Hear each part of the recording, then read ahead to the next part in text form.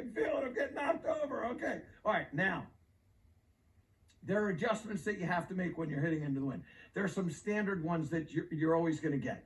Where I say, oh, we're going to move the ball back in the stance. I'm going to talk about that in a second. But more than moving the ball back in your stance, what I want you to do is I want you to stand closer to the ball. So when we have this down the line shot, I want you to creep in here. You might be normally in here with a 6-iron. I want you now to be standing on top of this golf ball a little bit. That's going to create a little bit of a steeper angle of attack, and it'll flight that ball down a bit. We're here on the 18th hole at the Ocean Course at Kiawah, and you can see the wind is moving a little bit. So the first thing I'm going to do is I'm going to get into this a little closer. Now, when I do that, it changes the angle of the shaft at address, so that this club shaft now is going to be a little bit more up in the air. And I want you to see something. So when I hold this club here on its natural lie angle, the height of the grip cap is about here. When I go to where I get closer in here, you can see now that the grip cap is well above my hand. So I want to grip down so that my hands are in a normal position right there, because I am closer to it. And that's an important thing for you to see.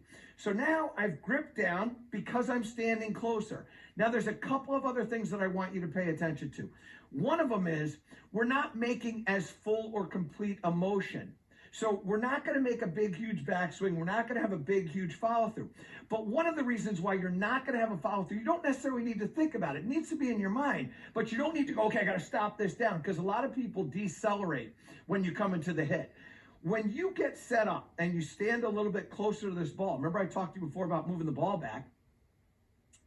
The way I want you to do it, though, is not by physically moving this way on the ball. What I want you to do is I want you to set weight on your forward leg. About 60% of your weight is going to be on the lead leg.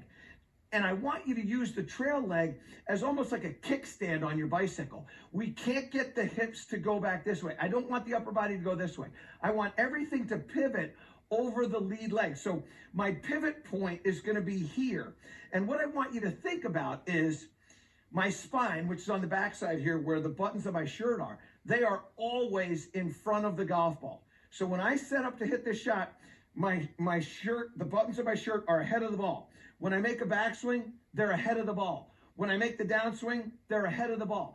If I let the buttons of my shirt fall back here, I'm going to throw this thing way up into the air. So let me show you. When I throw this thing way up into the air, what happens to the ball is it's got more time to go off target. This one there, I missed the green dramatically because the apex on that's about 70 feet, and I got that thin. What I want to do is I want to play this shot somewhere in the area of, say, 50 feet, 40 to 50 feet. And as I do that and I'm driving it in there, the ball is spending less time in the air. So we grip down, we set that weight forward, and then we brace that trail leg as a kickstand. And now all I'm going to do is I'm going to hit this with my chest going forward. I'm not going to have a big follow through, but it's not necessarily that I'm thinking about stopping the follow through as much as the follow through is just going to stop. So we get in here like this, nudge up close to it, and now we go.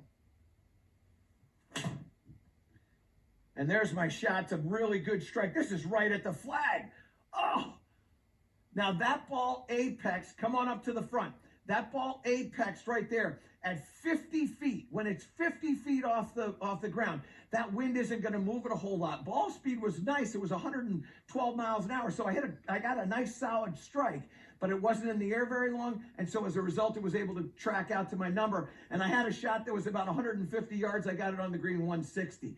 You might not be able to get it really close to the flag, but what you can do is hit the ball where you're looking and get it onto the green, which at the PGA Championship this week is going to be extremely important. Now, when we come back,